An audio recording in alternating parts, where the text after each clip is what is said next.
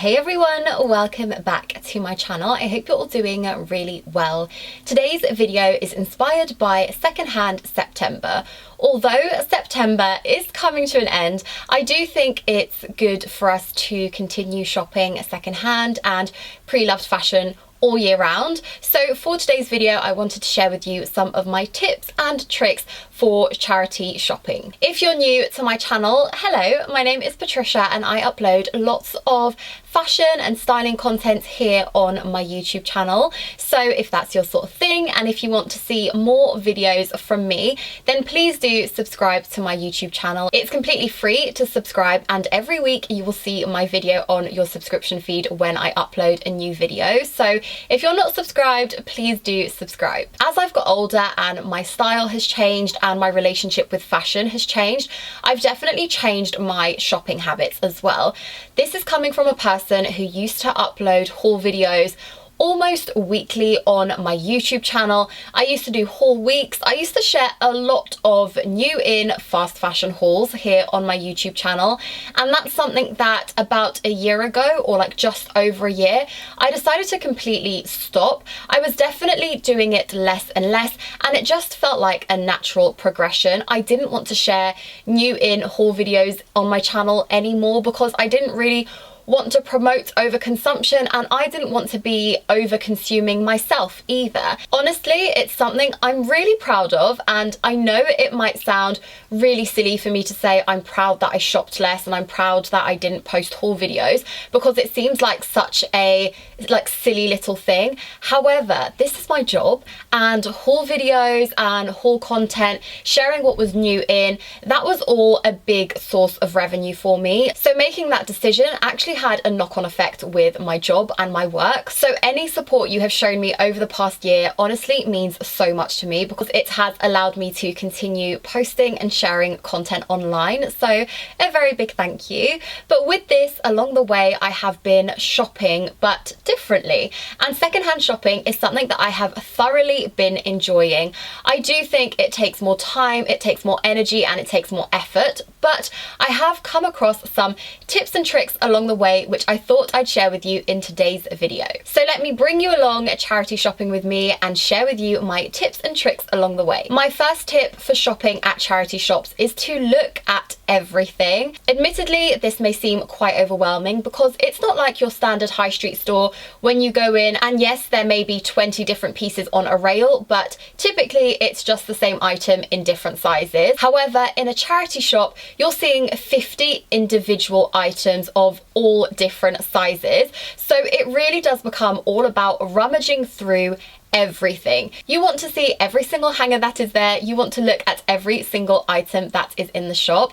Now this does sort of become store dependent, because in some locations you'll find that they group their items by sizes. So for instance, if you are a size 8, you will just look at the size 8 section and you know that everything there will be in that size. However, there are some other charity shops that group everything in colour. So in that case, you do need to do a little more rummaging so that you can see all of the items in said colour and all of the different sizes available as well.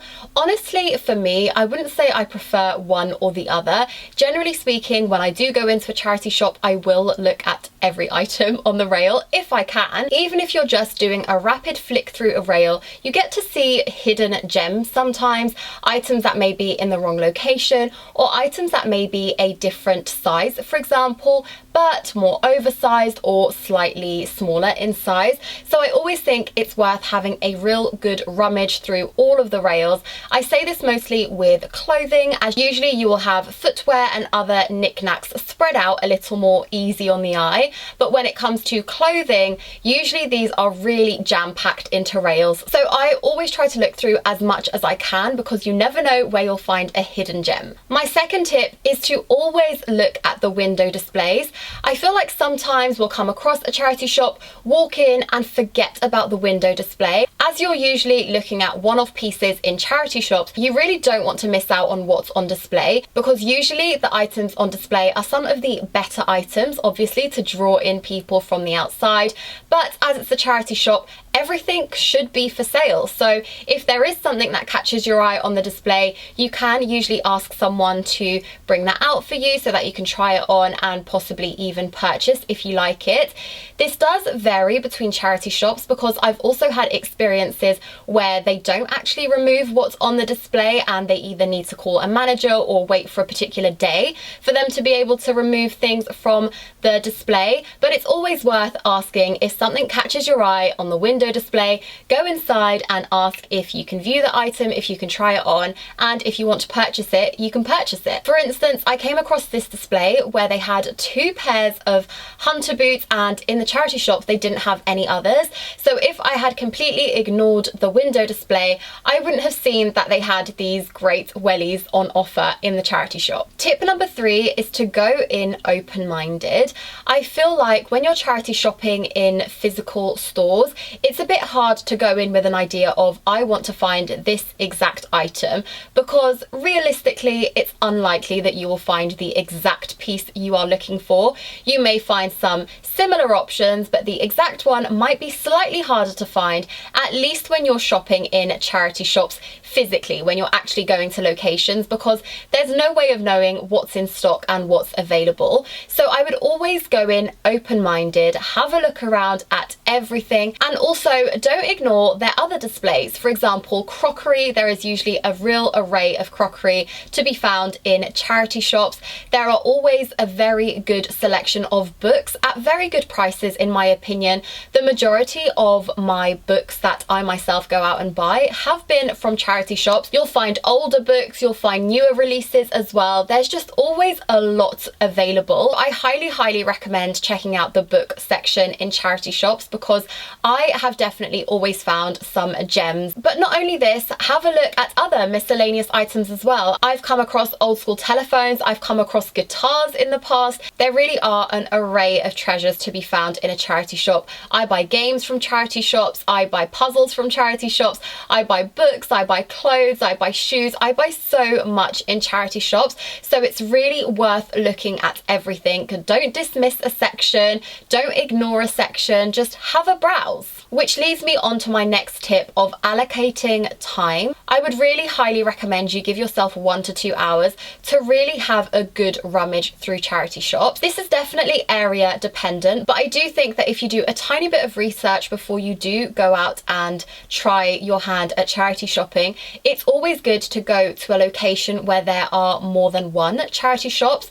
Obviously, if you're in an area and you just spot a charity shop and you want to go in, absolutely feel free. But if you want a bit more of an experience when it comes to charity shopping, I would recommend finding a road that has a lot of charity shops dotted along it. Now, this is very common in London actually. Quite a lot of high streets do have at least 2 or 3 charity shops that you can pop into at the same time. You can't really rush through browsing everything in a charity shop. If you want to find a real hidden gem, you are going to need to spend a little bit of time rummaging through items within the charity shop. So giving yourself some time so that you have the time to do this, in my opinion, is a really great way at just making the whole experience that little bit nicer. Hand in hand with this, choosing a location with more than one charity shop so that you're allocating 1 or 2 hours for this, but you've got more than one shop to pop into, so you can really have a good rummage at what's available. My final tip for secondhand shopping is to try online. There are so many websites now where you can shop pre-loved and secondhand.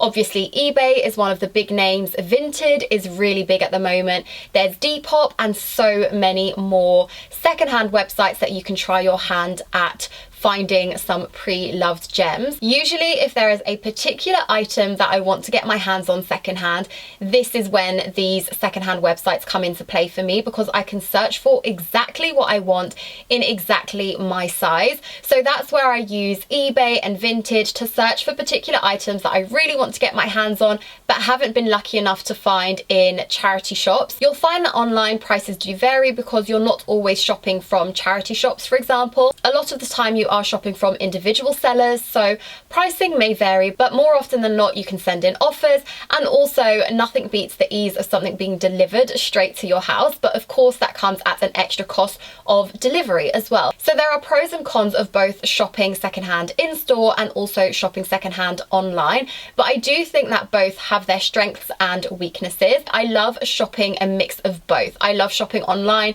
for slightly more premium secondhand pieces, and also some secondhand pieces that are slightly harder to find in physical locations, but I love going into a charity shop because it really is a sea of treasures. I go in not knowing what I want to buy, not knowing what I need to buy, but then coming across some real gems that sometimes end up coming home with me. Comment down below your tips and tricks for secondhand shopping, both in charity shops or thrift shops and also online. Let me know if there are any other tips that I've missed out on and any other tips that can help me up my secondhand shopping game. I will link a previous video I filmed a couple of months ago sharing some of my secondhand finds, both from online and also charity shops, so you can have a little look at what I have bought recently, and let me know if you would like to see an updated video. I have been shopping since then and I do have a few other new secondhand additions, so if you'd like to see that video, do let me know in the comments down below. A very big thank you for watching today's video. I really hope you enjoyed it. If you did, please give it a thumbs up.